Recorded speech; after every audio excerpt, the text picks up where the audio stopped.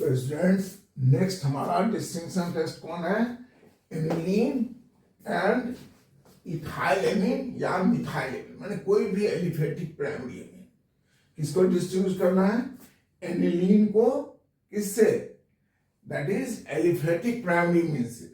ये भी primary mean है, ये भी प्राइमरी मीन है, लेकिन यहाँ पर एरोमेटिक पार्ट है, यहाँ पर एलिफेटिक पार्ट है।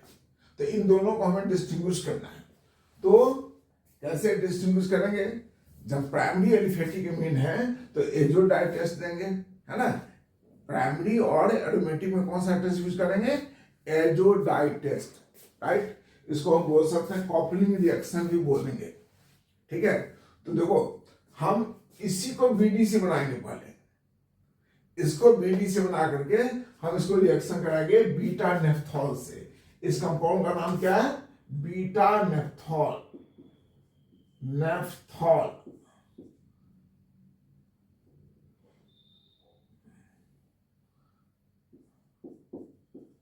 Beta naphthol. देखो ये पॉइंट हमारा इसके रिस्पेक्ट में अल्फा है तो बीटा होगा, तो इसका ये जो पॉइंट है वो रिएक्टिव ज्यादा होगा।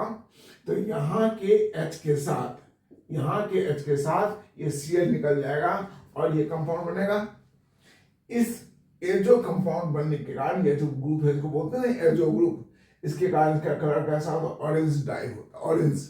इसको क्या बोलते हैं? ऑरेंज डाई टेस्ट, ठीक है। तो क्या कहता है? when given compound is reacted with nitrous acid, nitrous acid मतलब NaNO2 plus HCl at 273 to 278 यानी कि 0 to 5 डिग्री C, यानी कि आइस नहीं, ice, followed by reaction with at alkaline solution of beta nephthol, pH value 9 to 10 यानी alkaline solution, it gives क्या होता है?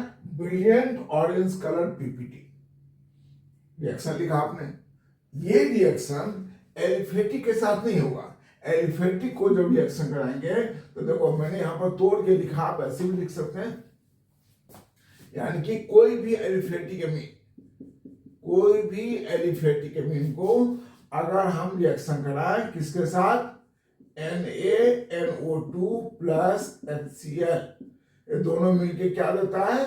Nitrous acid, right. तो हमने क्या लिखा है? देखो बॉन्ड एसिड टूटेगा, ये अल्कोहल बन गया, ये नाइट्रोजन निकल गया और ये वाटर बन गया।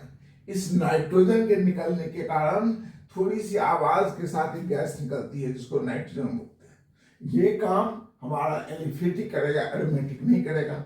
इस तरह से हम एरोमेटिक यानी कि primary aliphatic amine and primary aromatic amine को डिस्टिंग्विश कर सकते हैं। क्या किया आपने? फिर से सुनिए। हमारा जो एरोमेटिक प्राइमरी एमीन है उसको हम पहले डाइल्यूटाइज कर देंगे।